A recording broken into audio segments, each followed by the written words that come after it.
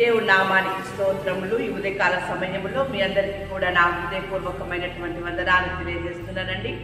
ఈ దినము దేవుడు మీతో మాట్లాడుతున్నటువంటి మాట, దేవుని బిడ్డలారా, నీ జీవితము విలువైనది.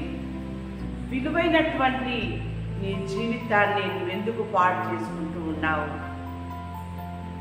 దేవునికి వ్యతిరేకమైన వాటిని నీ యొక్క శరీరములోనికి ఎందుకు తీసుకొచ్చుకుంటున్నావు? నీ ఆలోచన ద్వారా, నీ తలంపుల ద్వారా ఎందుకు నీకు నీవే ఆత్మహత్య చేసుకొని మరణించాలి అని చెప్పేసి అని ఎందుకు అనుకుంటూ ఉన్నావు? దేవుని బిడ్డలారా, ఈరోజు దేవుడు మీతో మాట్లాడుతూ ఉన్నాడు. నీ జీవితము విలువైనది. అది ఎంత విలువైనదంటే దానికి విలువ కట్టలేనటువంటి విలువైనటువంటి ప్రేమతో ఆయన నీ జీవితానికి విలువనిచ్చి ఉన్నాడు. కాబట్టి నీ యొక్క జీవితాన్ని నీ చేతులారా నీవు పాడు చేసుకోకుండా, నీ జీవితాన్ని నీ చేతులారా నీ యొక్క వ్యర్థమైన ఆలోచనలతో, చెడు తలంపులతో దాన్ని నాశనం చేసుకొనకుండా దేవుని యొక్క మాటకి లోబడి ఉండండి. దేవుడు ఈరోజు నీతో మాట్లాడుతూ ఉన్నాడు. ఆయన మాట్లాడుతున్నటువంటి మాట కీర్తనలు 116వ అధ్యాయం 15వ వచనములో, యెహోవా భక్తుల మరణము ఆయన దృష్టికి విలువగలది. ఏమండి? యెహోవా భక్తుల మరణము ఆయన దృష్టికి విలువగలదట. ఎందుకు విలువగలది?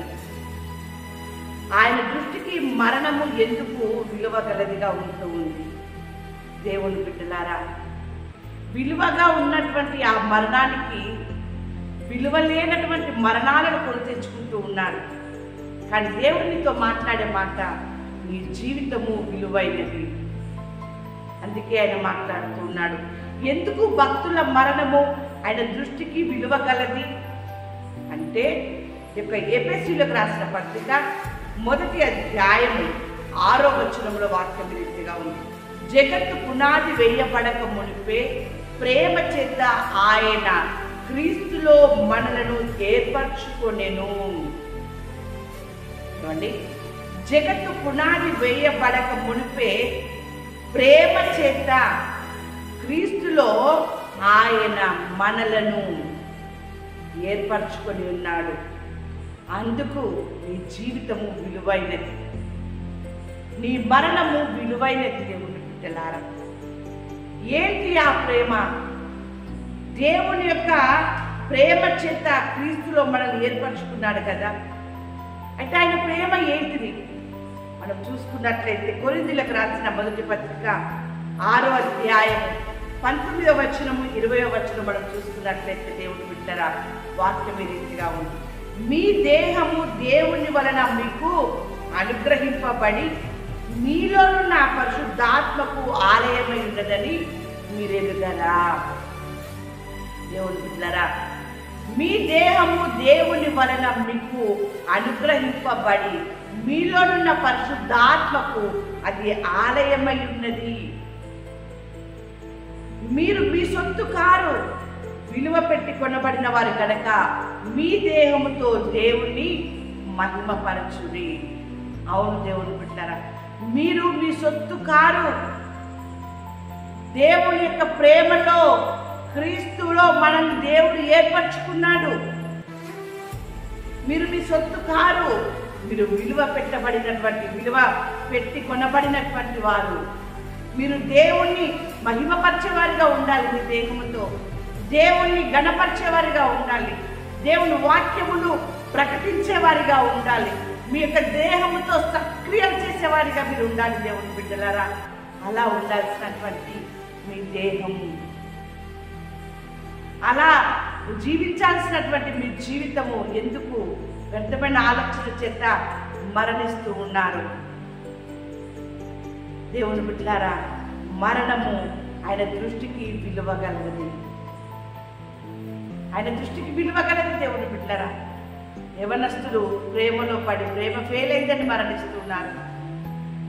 ఎగ్జామ్లో ఫెయిల్ అయినామని మరణిస్తూ ఉన్నారు. పెద్దవారు కుటుంబ భారము మోయలేక, అప్పుల భారము భరించలేక, నిందలు అవమానములు భరించలేక ఏదో ఒకటి చేసుకొని మరణిస్తూ ఉన్నారు. కానీ దేవుడు మాట్లాడుతున్నాడు, నీ జీవితము విలువైనది. దేవుని యొక్క ప్రేమలో క్రీస్తు మనల్ని ఏర్పరచుకొని విలువ పెట్టి కొనబడిన వారిగా మనం ఉంటూ ఉన్నాం. దేవుడు చెప్తాను, విలువైన నీ జీవితాన్ని, విలువైనటువంటి నీ యొక్క స్థితిని నీ చేతులారా నువ్వు పాడు చేసుకోకు. నువ్వు నాకేం విలువ లేదు, నా బ్రతుకు వ్యర్థము, నా బ్రతుకు ఎందుకు అని నీ జీవితాన్ని నువ్వు నాశనం చేసుకోకు. నువ్వు విలువైన వాడవు, విలువైన దానం. దేవుని యందు భయము భక్తి కలిగి ఆయన అడుగుజాడలో నువ్వు నడిచినటువంటి కుమారుడిగా కుమార్తెగా ఉన్న ప్రతి ఒక్కరు కూడా విలువైన వారే. వారి మరణము విలువైనది, వారి జీవితము విలువైనది. అందుకే దేవుడు చెప్పుచున్నటువంటి మాట ఇది. కావున దేహమందున్నను దేహమును విడిచినను ఆయన ఇష్టలమై ఉండవలనని ఆయన కోరుకుంటూ ఉన్నాడు. ఆయనకి ఇష్టలుగా ఉండాలి, విలువైన వారిని కనుక ఆయనకి ఇష్టలుగా మనం ఉండాలి. దేవుని బిడ్డలారా, అందుకే వాక్యం సెలవిస్తా ఉంది కదా, కీర్తనలు 118వ అధ్యాయము 17వ వచనములో, నేను చావను, సజీవుడనై యెహోవా క్రియలు వివరించెదను.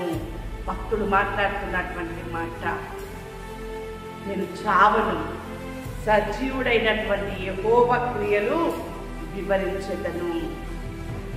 ఏ పనికి, ఏ మాటలకి, ఎలాంటి స్థితులు నీకున్నప్పటికీ నువ్వు మరణానికి అప్పచెప్పుకోకుండా నీ జీవితాన్ని, నీకై నీవు ఆత్మహత్య చేసుకోకుండా, నీకై నీవు నీ మరణాన్ని విలువైన నీ మరణాన్ని విలువలేనిదిగా చేసుకోకుండా దేవుని యొక్క క్రియలని ప్రచురించేటటువంటి సత్క్రియలు నీలో కనబడాలి. నువ్వు విలువైన వాడవు, విలువైన దానవు. దేవుని బిడ్డలారా, ఎప్పుడైతే అలాంటి సత్క్రియలు నీలో ఉండి దేవుని యొక్క వాక్యాన్ని ప్రచురపరచేటటువంటి కుమారుడిగా కుమార్తెగా నీ క్రియల ద్వారా సత్యమును అనేకులకు వెల్లడి చేసేటటువంటి విలువైనటువంటి స్థితిలో మీరు ఉన్నప్పుడు దేవుడు మీకు విలువనిస్తాడు, ప్రజలలో మీకు విలువని తీసుకొస్తాడు, అధికారుల దగ్గర మీరు కూర్చునేటటువంటి స్థితిని మీకు కలగజేస్తాడు. ఎవరు చూసినను మీకు విలువనిచ్చేటటువంటి రీతిగా మిమ్మల్ని, మీ కుటుంబాన్ని ఆయన చేస్తాడు. దేవుడు బిడ్డలారా, మీ జీవితము విలువైనది. విలువైన మీ జీవితాన్ని మీరు పాడు చేసుకోకుండా, విలువ లేని నీ జీవితానికి తన రక్తమునిచ్చి విలువనిచ్చి కొనుక్కున్నాడు దేవుని బిడ్డలారా. అలాంటి దేవునికి మీ మరణము విలువైనదిగా ఉండాలి, కానీ మీ మరణానికి విలువ లేకుండా ఉండకూడదు. కాబట్టి నీ జీవితము విలువైనది కనుక నీ జీవితాన్ని నువ్వు కట్టుకొని, నీ కుటుంబాన్ని కట్టుకొని దేవునికి మహిమకరంగా మీరు జీవించినట్లయితే మీకు, మీ కుటుంబానికి ఎలాంటి అపాయము రాకుండా మిమ్మల్ని, మీ కుటుంబాన్ని ఆయన క్షేమంగా కాపాడి ఆశీర్వదించును గాక. ఆమేన్.